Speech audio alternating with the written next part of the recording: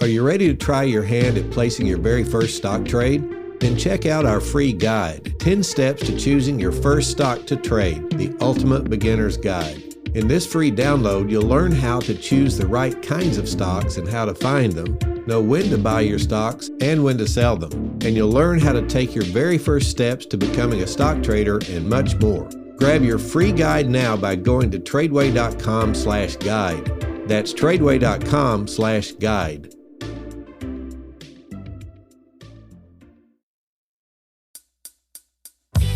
Hey guys, I'm David Mitchell, founder and CEO of TRADEway. What if God Himself gave you a blueprint for how to handle your money? Well, the Bible is a practical book. Let's dive in and see what it has to say about wealth, about risk, about leverage, and about investing, and uncover how trading in the stock market can be a powerful tool for moving towards your biggest goals. We're so happy you're here. This is The Word on Investing.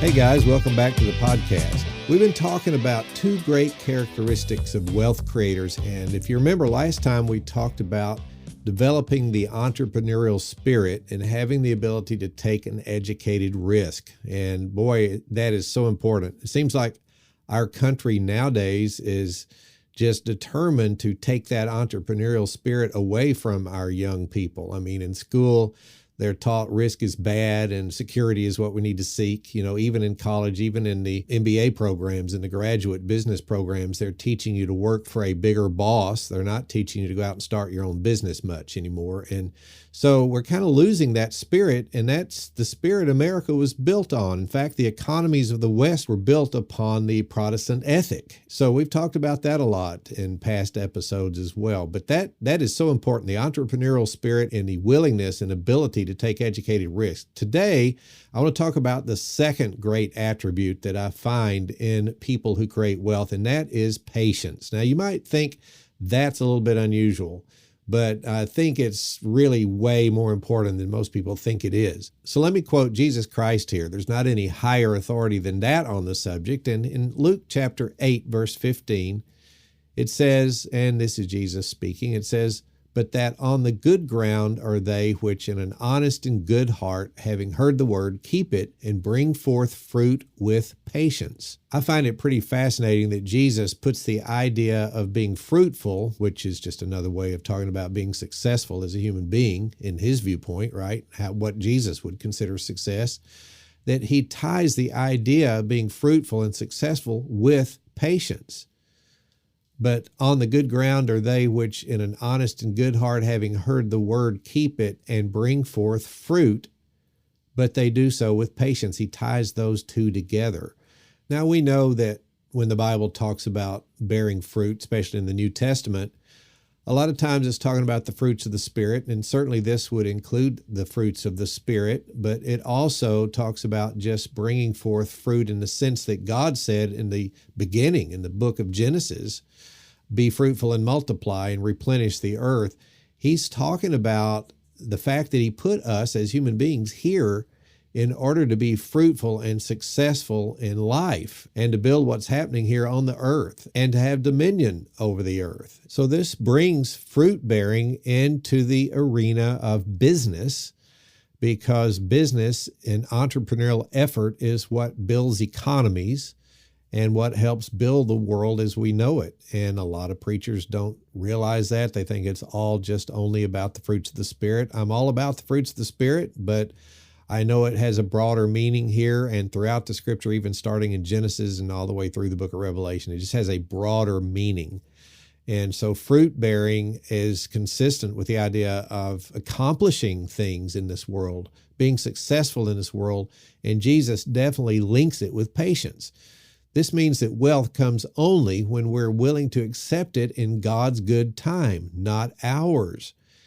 And so here's a great quote by a really great man. It goes like this: "People can only bring forth fruit with patience." Jesus Christ said that. So that's a Jesus quote. Now you think about that. You can only bring forth success if you develop patience and allow him to develop patience in you. And so this is the second great attribute that I find as a characteristic in wealth creators, And that's what we're going to be talking about here. So first thing we saw there is Jesus tied that together with fruit bearing. And it's not the only place. The Apostle Paul does the same thing. Let me read to you from Colossians chapter 1, verse 10 and following. That you might walk worthy of the Lord unto all pleasing, being fruitful. There's our success word, our accomplishment word, being fruitful in every good work and increasing in the knowledge of God. Now we see here that Paul expands the meaning from not just being the fruits of the Spirit, but he's talking about every good work. So he's talking about doing good works, doing good things in your life, accomplishing things. So the context broadens the meaning of the idea of fruitfulness in the New Testament. So he says that you may walk worthy of the Lord unto all pleasing, being fruitful in every good work and increasing in the knowledge of God, strengthened with all might according to his glorious power unto all patience and long suffering. There's our word for patience. All patience and long suffering with joyfulness, giving thanks unto the Father, which has made us fit to be partakers of the inheritance of the saints in light, who has delivered us from the power of darkness and has translated us into the kingdom of his dear Son. Wow. I would rather just take time and just preach right through that passage for you, but that might take 6 months, so we won't do that. But you do see the tie of success and fruitfulness with patience there, and then God takes that and ties in the success that comes from patience with being joyful and with pleasing the Lord. It says, walk worthy of the Lord unto all pleasing, being fruitful in every good work. So all of this comes back then to patience, which is tied together with being able to be fruitful. And then this pleases the Lord. It brings joy to your life. And then it ends up with this beautiful idea of the fact that it's God's power in us that helps us to do all these things. We know that we're not patient by nature, right? We know that. We're not even successful by nature, and we're certainly not good by nature. And so in verses 12 and 13, he ties in the born-again experience, being saved, to even having the ability to do these things. If you're God's person, then the way of success is vastly different than the way of success through Satan's people, right? So if you're God's person, the way is to realize you are born again. You have God dwelling in your body. Your body is the temple of the living God. And according to his glorious power, he brings patience and long-suffering and joy into our lives, which ultimately leads to fruitfulness and success. Isn't that a cool passage right there? And boy, imagine the ending of that, how powerful it is. He has delivered us from the power of darkness and has translated us into the kingdom of his dear Son. So only those who are fruitful, in other words, productive and successful in the business endeavors and the spiritual walk that God calls us to do, only they walk worthy of the Lord, according to this passage. Only those who are fruitful please the Lord, according to this passage. Only those who gain knowledge of God will have any of this happen. Notice how it brought in the Word of God and how important that is in all of this process. So God himself is the one who strengthens us with all might. In other words, our strength does not come from within ourselves. And so why are we so worried about things, right? There's a good rabbit trail we could get on. Worry is assuming that we must handle the unknown on our own, and we never have to do that because we're never on our own. So he brings the strength and might into our lives to accomplish these great things. And this strength to be fruitful comes from God's glorious power, this passage says. There is a lot in this little passage. This glorious power which comes to us from God produces the fruit of good works, which we might as well call good, fruitful success in life. And it also brings patience, which is a key attribute we must have to be successful. So long suffering is patience gained from suffering for long periods of time. Think about that, even in the English language. Long suffering, that word comes from the idea that patience comes through suffering that we endure over long periods of our lifetime, literally long suffering. And then all of this fruitfulness and success that ultimately comes after gaining the patience, after going through suffering for long periods of time, and sometimes defeat and sometimes lack of success, and never quitting and keeping on. That's a great attribute of the entrepreneur. And joy. It just leads to joy. So being thankful that God is the one who saved us, who made us fit to be partakers of the inheritance with the saints in light. We did not do it ourselves. It's a gift of grace from a sovereign God who knew us with love before the foundation of the world. And being thankful for this and for the fact that he has already delivered us from the power of darkness and has already translated us into his Son's kingdom, being thankful for all this helps us to maintain godly patience. And then patience leads to success, and success leads to joy. What an amazing passage this is. It's fascinating to me that God requires fruitfulness of his children. It is a requirement. That's like saying God requires us to be successful. I mean, if you think about it, if we're supposed to lay aside for our children and our grandchildren, and that is a command, it is a requirement that we be fruitful, right? This is the same as saying that God requires success of his children. In John 15:16, Jesus said, "You have not chosen me, but I have chosen you and ordained you that you should go and bring forth fruit, and that your fruit should remain." Then after he requires this success, he ordained us that we go and bring forth fruit. So he requires it, and then after he requires it, he supplies the power to cause us to do it. Isn't that amazing? That's just like God, isn't it? That's how God is. He requires us to do something, but he never requires us to do anything that he doesn't give us the ability to do and the power to do it. Any Christian who understands this will be thankful. He knows all fruitfulness in his life comes from the root, not from the vine, and that root is Jesus Christ, right? And if you notice at the end of verse 16, it says, "And that your fruit should remain." Listen, that is lasting success. That is not just creating something and then losing it, or having others take it away from you. That is almost like what TRADEway calls generational wealth. And this is what the Lord wants for us. Now, if we go back up a little bit in the same context, in John 15:5, Jesus points out how it works. He says, "I am the vine, you are the branches. He that abides or dwells or lives in me, and I in him, the same bringeth forth much fruit. For without me, you can do nothing." So there is the framework for success in a Christian. It's different than how Satan's people get wealthy.